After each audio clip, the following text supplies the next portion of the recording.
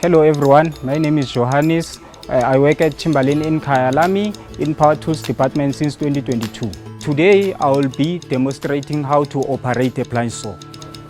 Here I have a plunge saw which is 1300 watts. It's ideal for cutting wood. You can cut your 90 degree and you can cut your 45 degree as well. The rail that comes with it helps you to get an accurate cut.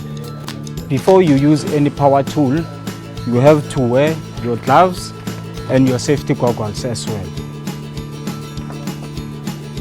Thank you so much for watching. For more expert advice, you can visit any of our 9 Chamberlain stores.